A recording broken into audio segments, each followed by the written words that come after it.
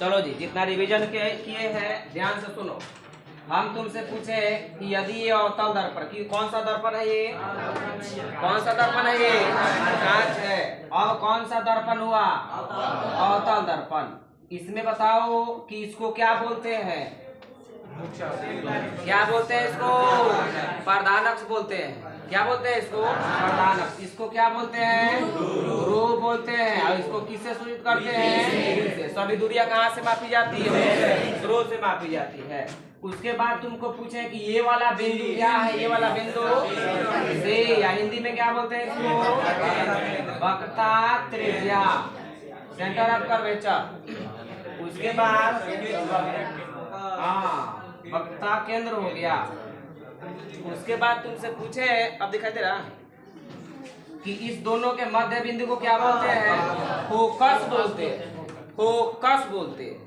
अच्छा, ये जो यहाँ से यहाँ तक की जो दूरी है इसको क्या बोलते हैं, आर बोलते हैं। और यहाँ से यहाँ तक की दूरी को क्या बोलते हैं, फोकस दूरी कहते हैं।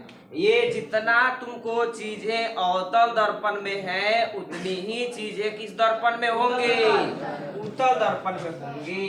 लेकिन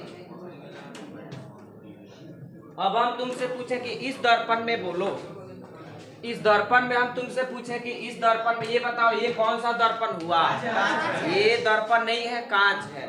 ये बताओ कि अब कौन सा दर्पण हुआ, उत्तल दर्पण हुआ। अच्छा, एक और चीज तुमको हम बताए थे कि इसमें जो सेंटर हुआ, फोकस हुआ, फोकस दूरी और वक्रता त्रिज्या हुआ, ये दर्पण के सामने है कि पीछे है, सामने है कि पीछे है, सामने। दर्पण के सामने है ना, पीछे है, पीछे आगे नहीं बुझाता है, पीछे आगे नहीं बुझाता है। ये इसमें पीछे कौन है, आगे कौन है, अरे आगे पीछे तरह से बुझाता नहीं, क्या पीछे आगे वाला सामने वाला कौन भाग है, ये जहाँ से फेस देखते हैं। अब पीछे वाला भाग कौन है, जो रंगा हुआ भाग है। इसमें हम तुमसे पूछे ए आगे वाला फेस है कि बी है, ए है। इसमें ए है कि बी है। इसमें जो जितना भी इसमें जो सिस्टम हुआ करता है तुमको, मतलब जितना इसमें बिंदु हुआ करते हैं, जितना इसमें तुमको दिया करता है वो कहाँ होता है, ए मतलब सामने होता है। किस दर्पण में, अवतल दर्पण में। उत्तल दर्पण की बात बोले तो उत्तल दर्पण में हम तुमसे पूछे कि उत्तल दर्पण में जो ये जितना भी तुम्हारा ये दूरियां जो होती है, जो बिंदु हुआ करते हैं, वो दर्पण के सामने होते हैं कि दर्पण के पीछे होते हैं, ये दर्पण के पीछे होते हैं। देखो बहुत सारा भुला गया इसमें, ये सारी चीजें इधर होती है। तुम कहोगे ऐसा क्यों होता है, तब नहीं बताया था। ये इधर ना ऐसे ना बना है गोल से, ऐसे थोड़े बना, तो ऐसे बना तो इसका केंद्र यहाँ ना होगा, समझ रहे हो, ये ऐसे ना बनेगा। उसके बाद बताओ कि इस बिंदु को बी, बीच वाले बिंदु को यहाँ से यहाँ तक की दूरी को आर, और यहाँ से यहाँ तक बोलेंगे। इतनी चीजें हम जाने। अब क्वेश्चन है कि इतनी चीजें हम क्यों जान रहे हैं, तो अवतल दर्पण और उत्तल दर्पण में तुमको जो प्रतिबिंब बनाना है, प्रतिबिंब जो है, जो हमारा चेहरा जो दिखाई देता है, वो चेहरा किस प्रकार से दिखाई देता है, वो जानने के लिए हम लोग ये सारी चीजें जाने। तो इसका परिभाषा हम टोटल चीज बता चुके हैं, इसमें किसी को कोई प्रॉब्लम नहीं है, बात समझिए। अब ध्यान से सुनोगे।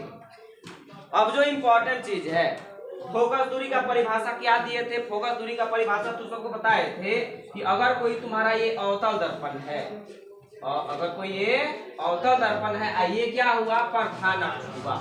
ये कौन अक्ष हुआ, प्रधान अक्ष। तो ध्यान से सुनोगे, इसका परिभाषा था कि दर्पण के समांतर, दर्पण के नहीं, प्रधान अक्ष के समांतर आती प्रकाश की किरणें। देखो प्रधान अक्ष यही ना है, इसके समांतर आती प्रकाश की किरणें तो परावर्तित होगी कि नहीं होगी।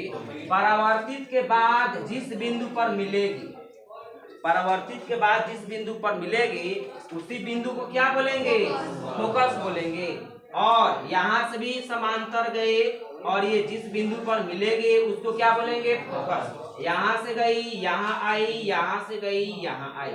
मतलब क्या, प्रधान अक्ष के समांतर प्रकाश की किरणें, ध्यान से सुनेंगे, प्रधान अक्ष के समांतर प्रकाश की किरणें दर्पण से परावर्तन के बाद प्रधान अक्ष को जिस बिंदु पर काटती है उससे क्या बोलते हैं, फोकस कहते हैं। और उत्तल दर्पण होगा तो इसमें काटती हुई परतें होंगी। जैसे ध्यान से सुनोगे, ये हमारे पास उत्तल दर्पण हुआ। अगर हम तुमसे पूछे कि ये कौन सा दर्पण है तो कौन सा दर्पण है? उत्तल दर्पण है। ये क्या है? प्रधान अक्ष। और बताओ हमें कि इसमें किरण ए की ओर से डाले कि बी की ओर से डाले? बताओ, ए की ओर से डाले कि बी की ओर से? ए की ओर से डालेंगे। अब बताओगे, हम तुमसे पूछे, इसमें ध्यान से सुनना, ये प्रकाश की किरणें गई समांतर। किसके समांतर? प्रधान अक्ष के समांतर। प्रकाश की किरणें समांतर कहने का मतलब किसके समांतर? प्रधान अक्ष के समांतर ना। तो अब बताओ, जब समांतर किरणें जाएगी तो ये तो तुमको ऐसे परावर्तित हो जाएगी। बोलो जी, पार थोड़े करेगी अपारदर्शी माध्यम है। ये दर्पण इधर थोड़े जाएगी, वहां तो आई ऐसे आ गई, यहाँ तुमको ऐसे लौट गई। ध्यान से सुनो। लेकिन अगर हम तुमसे पूछे, अगर नीचे से आकर के यहाँ से देखे, हम यहाँ से तुमको आकर के देखा जाए तो ये लगेगा कि प्रकाश की किरण इधर से कहीं से आ रही है। बोलो जी। तो यहाँ इस बिंदु पर ये काटी नहीं, लेकिन काटती हुई प्रतीत हो रही है। यहाँ से हम तुमसे पूछे, यहाँ से किरणें समांतर गई, यहाँ से किरणें समांतर गई, तो जब समांतर गई तुमको तो ये इधर लौट जाएंगे। बोलो। लेकिन अगर उधर से कोई देखेगा तो लगेगा कि उसको ये किरणें इधर से आ रही है, इधर। तो इधर जो है तुमको ऐसे लगेगा कि ये आती हुई प्रतीत हो रही। मतलब ये हम कल्पना कर रहे हैं, रियल में मिल नहीं रही है। बात समझे कि ना समझे? तो उत्तल दर्पण में हम लोग जितनी भी चीजें देखें, जितना रे डायग्राम देखेंगे ना, वो सब काटती हुई प्रतीत होंगी, क्योंकि इसमें सारा जो बिंदु हुआ करता है दर्पण के पीछे हुआ करता है। क्योंकि दर्पण के पीछे तनिक किरणें जाएंगी नहीं, तो हम केवल उसको क्या कर सकते हैं? कल्पना कर सकते हैं। और कल्पना जब करेंगे तो उसको डॉटेड लाइन से दिखाएंगे। कल्पना जब करेंगे तो किस लाइन से दिखाएंगे? डॉटेड लाइन से दिखाएंगे। और जो वास्तविकता जो है उसको वेज लाइन से दिखाएंगे, मतलब वास्तविक रेखा से दिखाएंगे। अगर काल्पनिक होगी तो हम लोग डॉटेड लाइन से इसको दिखाएंगे। इसमें सारा बिंदु याद हुआ कि नहीं? यही मेन चीज है इसमें। बात समझे कि ना समझे? अब जो हम लोगों को पढ़ना है कि अवतल दर्पण और उत्तल दर्पण में प्रतिबिंब किस प्रकार से बनते हैं, कहाँ रख। अच्छा, एक और चीज कि समतल दर्पण में हम लोग चेहरा जब देखे थे तो जितना हमारा हाइट था उतना ही हाइट का उसमें दिखाई देगा। बात समझे कि ना समझे? अच्छा, उसमें हम लोग जितना दूरी दर्पण के पीछे थे उतना ही वो, जितना दर्पण के सामने हम रहते थे उतना ही उसका प्रतिबिंब पीछे बनता था, उतना ही दूरी पर।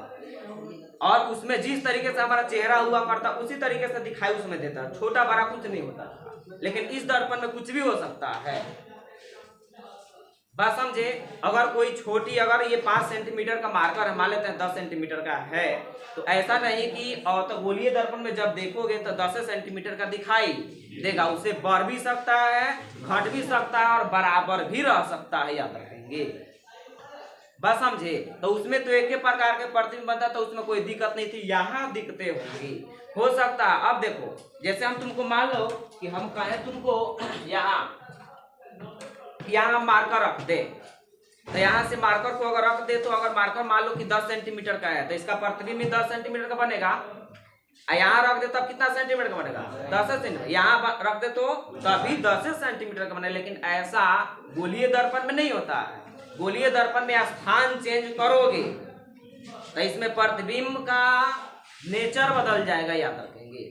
हो सकता है कि पहले वास्तविक बनता था, अब क्या बन जाएगा? काल्पनिक बन जाएगा।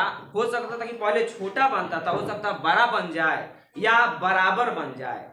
बात समझे? मतलब क्या, इसमें पोजीशन का खेल है, इसलिए समतल दर्पण में पोजीशन नहीं देखे हैं। बात समझे? इसमें पोजीशन देखे क्योंकि इसमें प्रतिबिंब जो वैरी करता है वो पोजीशन के साथ वैरी कर जाता है। बातें समझ में आ रही है ना? अब इसमें प्रतिबिंब की बनावट देखने के लिए ध्यान से सुनोगे। अब हेडिंग लगाए हैं क्या?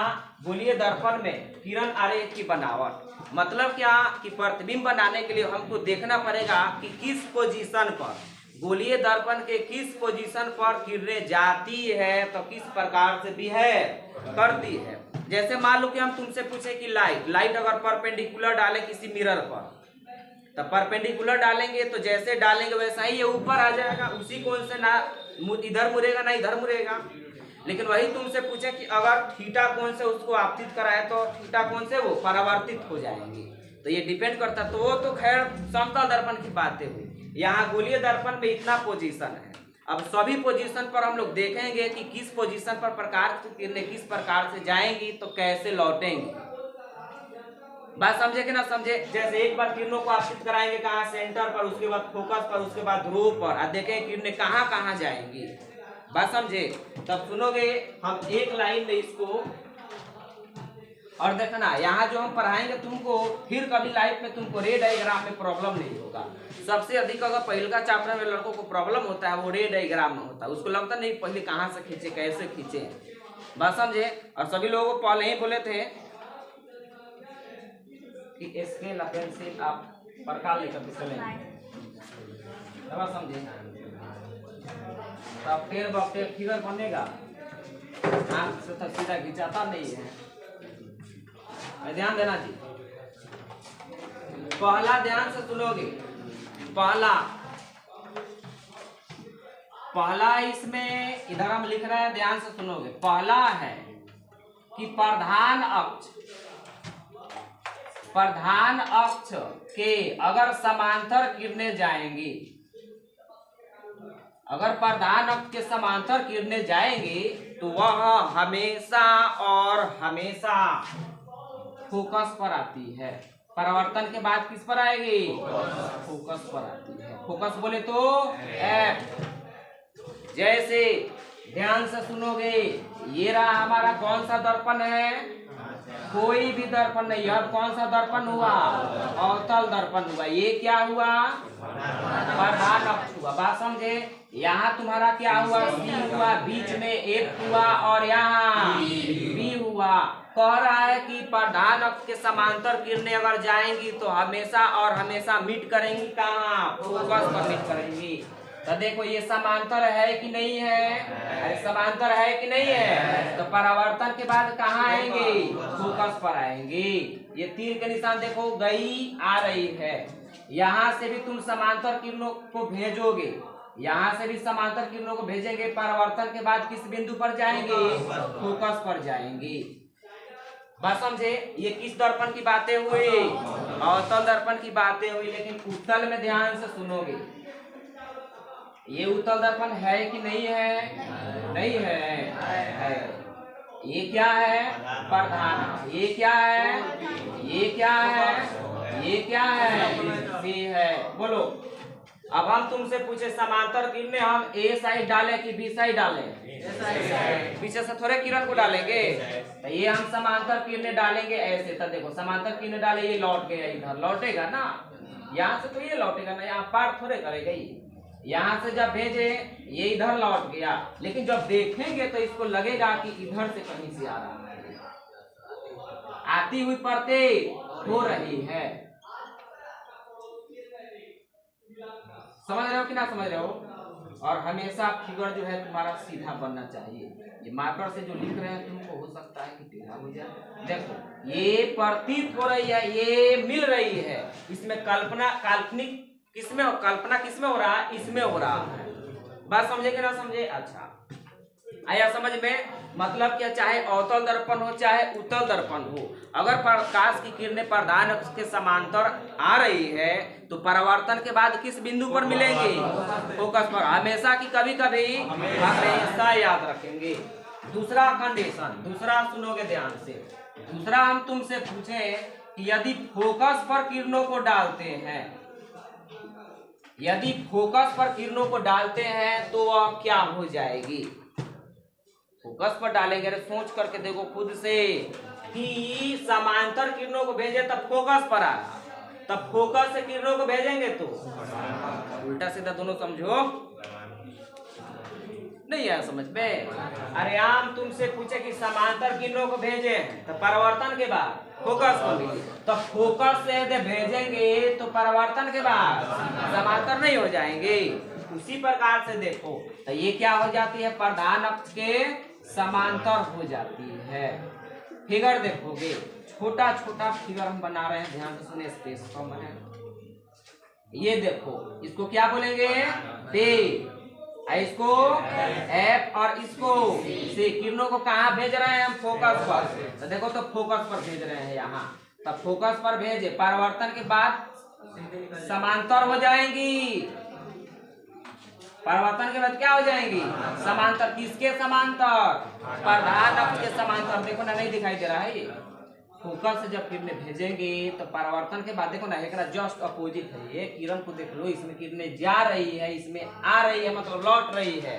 फिर यहाँ से तुम कहोगे कि सर जी यहाँ से किरणों को भेजे, देखो यहाँ से भेज रहे हैं, तो फिर परावर्तन के बाद क्या हो जाएगी, प्रधान अक्ष के समांतर हो जाएगी। ये किसमें हुआ, फोकस हुआ। बात समझे कि ना समझे? अच्छा, अगला ध्यान से सुनोगे। अगला हम तुमसे पूछे तीसरा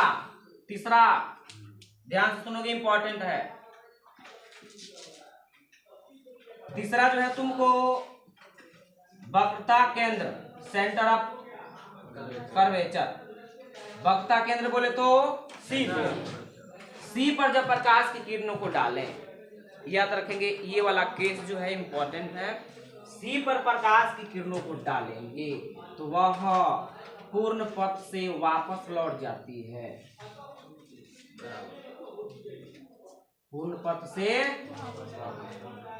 वापस लौट जाती है।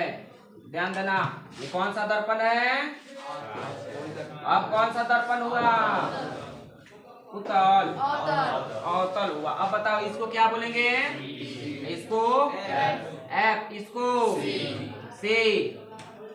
किरणों को कहाँ भेज रहे हैं आप, सेंटर पर। सेंटर कहाँ है, ये है सेंटर। अब यहाँ से किरणों को भेज रहे हैं, देखो ध्यान से, तो यहाँ से जब किरणों को भेज रहे हैं ना, देखो ये भेज रहे हैं, आप भेजेंगे ना ये, तो ये जैसे जाती है परावर्तन के बाद वैसे ही लौट जाती है। बात समझे? तुम कहोगे सर जी क्यों ऐसे होता है, तो ये गोलीय दर्पण का नेचर है। ध्यान से बात समझे कि ना समझे? इसमें कोई बजरंगबली का पावर नहीं लगाना है, केवल बोलना है इस दर्पण का क्या है, नेचर है। अब सुनोगे, अच्छा उत्तल दर्पण भी तो हो सकते हैं ये, मतलब जितनी कहानियां अवतल में होंगी उतना उत्तल में होंगे। अब बताओ इसमें हम तुमसे पूछे कि ये क्या हुआ, पे हुआ, ये क्या हुआ, एफ हुआ, और ये क्या हुआ, सी हुआ।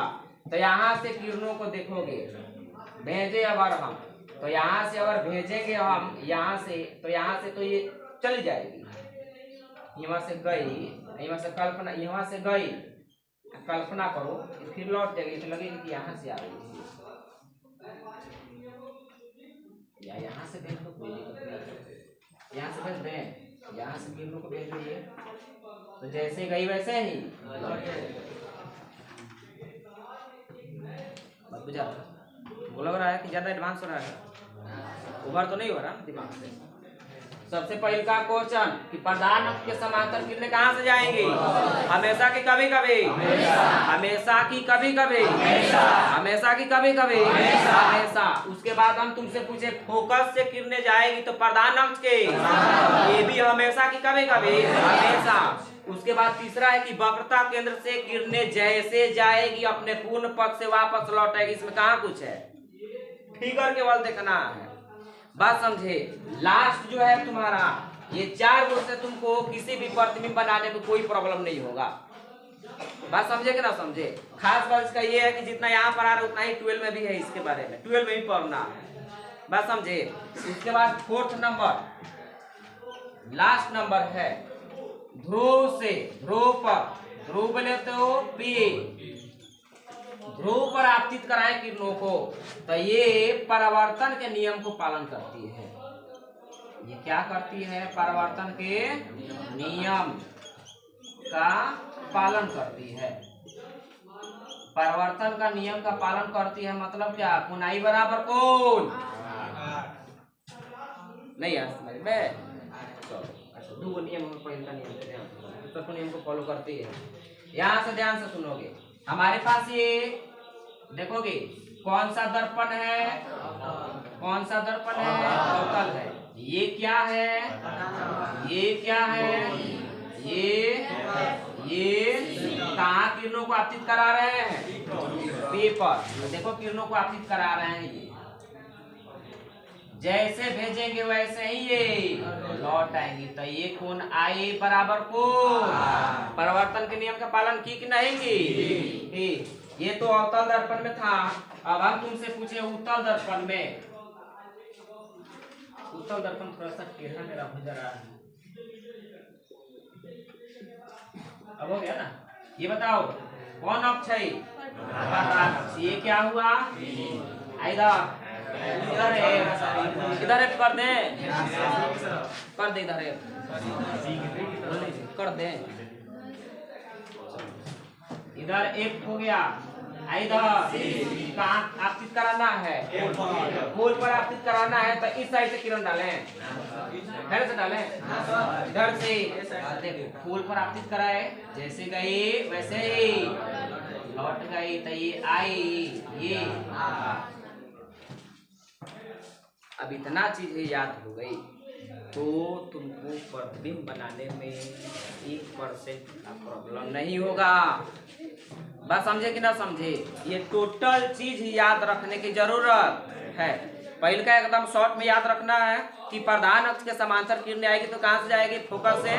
उसके बाद तुमको फोकस से जाएगी तो अगर उल्टा समझो प्रधान अक्ष के समांतर हो जाएगी। उसके बाद हम तुमसे पूछे हैं, बोलो जी, वक्रता केंद्र पर जाएगी तो जिस रास्ते से जाएगी उसी रास्ते से वापस आ जाएगी। पोल पर जाएगी तो परावर्तन के नियम का पालन करेगी। ध्रुव परावर्तन के नियम के मतलब कोण आई बराबर कोण आया। समझ में? हम लोग मिलते हैं। जय हिंद, जय भारत। नोट करो।